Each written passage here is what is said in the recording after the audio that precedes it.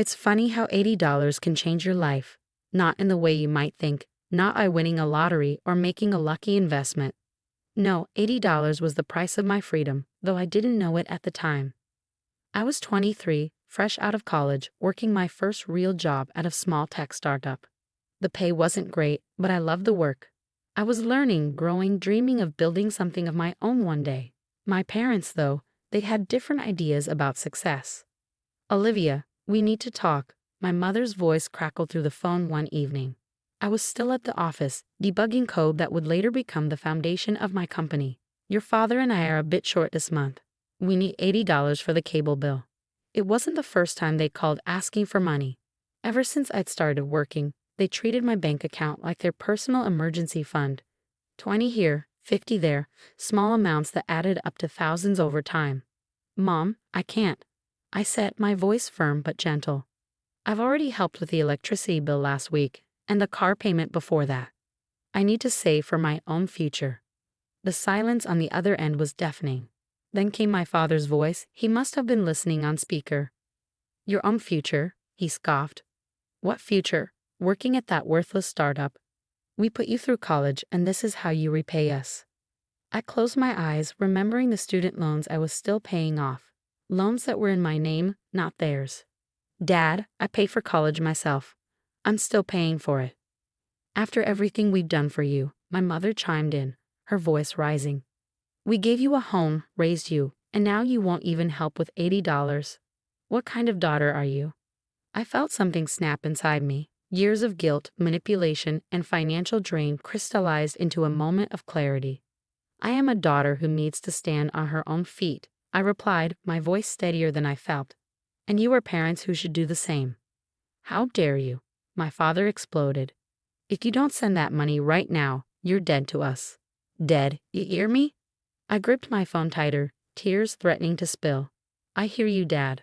I hear you clearly for the first time." "Then make your choice," my mother added, her voice cold. "Your family or your precious money." I took a deep breath, thinking about the code on my screen, the dreams in my heart, and the future I wanted to build. "I choose my future," I said quietly. "Then you're no longer our daughter," my father spat. "Don't ever contact us again." The line went dead. That night, I stayed late at the office, pouring my pain into my work. The code I wrote through my tears would later become the core algorithm of my company's first product. But I didn't know that then. All I knew was that I'd lost my family over $80. The next few months were a blur of work and loneliness.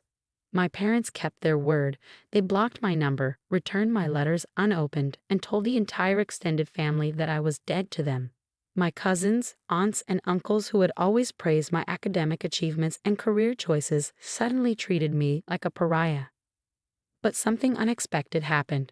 Without the constant drain on my resources and emotional energy, I started to thrive.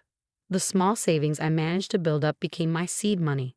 The extra hours I used to spend dealing with my parents' financial emergencies went into developing my own software. My startup noticed. 6 months after that fateful phone call, my boss called me into his office. "Olivia, the algorithm you developed, it's revolutionary. We want to make it the centerpiece of our new product line, and we want you to lead the project."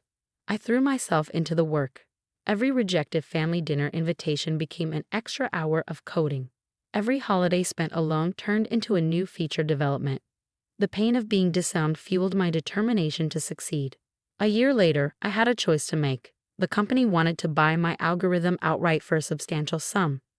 It was more money than I'd ever seen, enough to pay off my student loans and still have plenty left over. But something told me to hold on to it.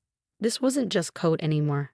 It was my ticket to independence. Instead of selling, I made a bold proposal. I would start my own company with my algorithm as the foundation and partner with them instead. To my surprise, they agreed. More than that, they invested.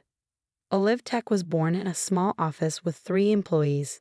Me, a junior developer I'd mentored, and a sales rep who believed in my vision. We worked impossible hours, lived on coffee and determination, and poured everything we had into making it work. The first year was brutal. I lost count of how many times I nearly gave up, how many nights I cried myself to sleep wondering if my parents were right about me. But each morning, I got up and tried again. Then came our first major client, then another, and another. By the end of year 2, we had 20 employees. By year 3, we had to move to a bigger office. Our software was doing things nobody else in the industry had thought possible, solving problems others hadn't even recognized yet. I kept tabs on my family through LinkedIn and occasional updates from the few relatives who still spoke to me. I learned that my father had been promoted to middle management at his company. My mother still worked part-time at the local library. They still lived in the same house, still complained about money, still told everyone who would listen about their ungrateful daughter who abandoned them. Little did they know that the small startup they dismissed was about to become one of the fastest-growing tech companies in the country. Little did they know that their worthless daughter was on the verge of something extraordinary. But they would find out soon enough, because after 5 years of silence, after building my company from nothing to the edge of a major breakthrough, I was about to appear on national television. And I knew they would be watching. The morning of my television appearance, I stood in front of my full-length mirror, adjusting my blazer. The woman staring back at me was a far cry from the broken 23-year-old who had lost her family over $80. My clothes were tailored now, my posture confident, my eyes clear and focused. "Miss Carter, the car is here," my assistant, Michael, called from the living room of my penthouse apartment. The drive to the studio was surreal. CNBC had reached out after OliveTech's latest innovation hit the market, an AI-driven software solution that was revolutionizing supply chain management.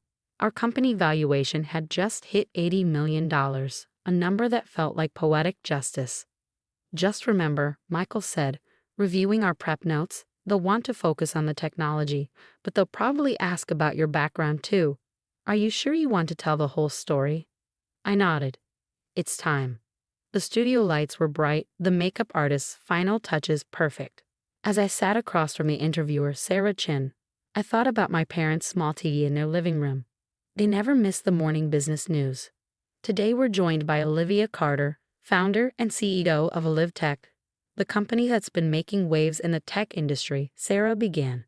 "Olivia, your company just hit an $80 million valuation. That's impressive for any startup, but especially one that began just 5 years ago. Tell us how it all started." I took a deep breath. "Actually, Sarah, it started with $80. Not in the way you might think, not as an investment or a loan. It started when I lost my family over $80. The interview went quiet. This wasn't in the prep notes. "Would you elaborate on that?" Sarah leaned forward, intrigued. So I told the story. All of it. The constant financial drain, the manipulation, the final phone call, the dissoundment. I spoke about building something from nothing, about turning pain into motivation. When they cut me off, they thought they were punishing me, I said, looking directly into the camera. Instead, they set me free. That $80 they demanded, it would have been gone in a moment. Instead, it became the seed of an $80 million company. My phone started buzzing before I even left the studio. First came the text from my cousin Sophia, the only family member who had stayed in touch. "OMG, Aunt Linda and Uncle Dave, my parents, are losing it. They're calling everyone in the family." Then came the calls, dozens of them from blocked numbers. I knew who they were from. I handed my phone to Michael. "Screen these for me, please." Back at the office, my team greeted me with applause. They all knew my story now, understood why I pushed so hard, worked so long. But I barely had time to acknowledge their support before Michael rushed in, his face pale. "Your parents are in the lobby." I stood by my office window, looking out at the city skyline I had helped reshape. "Send them up." They burst through my office door moments later. My mother, wearing the same pearl necklace she'd had for 20 years. My father, his face red with a mixture of anger and something else. Was it embarrassment? "How dare you?" My mother started. "How dare you air our private business on national television?" I turned slowly. "Private business? You mean the story you've been telling everyone for 5 years? About your ungrateful daughter who abandoned her family?" "We came to give you a chance to apologize," my father cut in. "To make things right." I laughed softly. "Make things right? You mean now that I'm worth something to you?" "We're your parents," my mother cried. "We gave you everything." "No," I said firmly. "You gave me an ultimatum over $80. And now you're here, not because you miss me, not because you're sorry, but because I'm successful." My father's face softened slightly. Princess, let's put this behind us. We're family. We should be celebrating your success together. My success? I walked to my desk and pulled out an old envelope. You mean the success you said I'd never have? The dreams you called worthless? I slid the envelope across the desk. Here's your $80, with 5 years interest. They stared at the check, their faces a mix of shock and shame.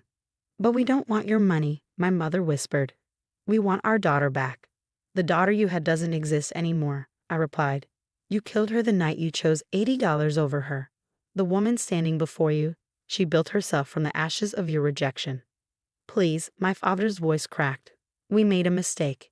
Yes, you did. I agreed. And it was the best thing you ever did for me, because it taught me exactly what I'm worth. And it's a lot more than $80. I pressed the intercom. Michael, please escort my guests out. Olivia, wait. My mother called as security approached. What about family? I met her eyes one last time. Family doesn't disown you over $80. Family doesn't come back only when you're worth millions. What you taught me that night wasn't about money. It was about value. My own value. And that's something I'll never let anyone discount again. After they left, I sat in my office as the sun set over the city. My phone kept buzzing with messages from relatives who had shunned me, now eager to reconnect. I turned it off. On my desk sat a framed dollar bill, the first revenue Alive Tech ever earned. Beside it, I placed the uncashed check I had written to my parents. 2 pieces of paper, 2 very different kinds of value. That night, as I walked through my empty penthouse, I didn't feel lonely. I felt free. The $80 that costing my family had given me something far more valuable. It had given me myself. My company continued to grow, eventually expanding globally. The valuation kept climbing far beyond that initial $80 million. But I never forgot the lesson of that first $80. That sometimes the biggest gains come from what you refuse to give away. My parents never cashed the check. Last I heard, they had moved to a smaller house, still struggling with bills. Sometimes I wonder if they ever understood that the real cost of that $80 wasn't financial, it was the relationship they threw away. But I don't dwell on it. Instead, I focus on building something meaningful. Every quarter, Alive Tech donates thousands to organizations helping young entrepreneurs escape financial abuse. Every year, we fund scholarships for students who've been cut off by their families. Because sometimes, the best revenge isn't about getting even. It's about helping others rise above. And sometimes, the smallest amount of money can lead to the biggest change in your life. All it takes is the courage to say no and the strength to face the consequences. In my case, it took $80 to learn I was worth millions, not in dollars, but in self-worth. And that's something no one can take away from me.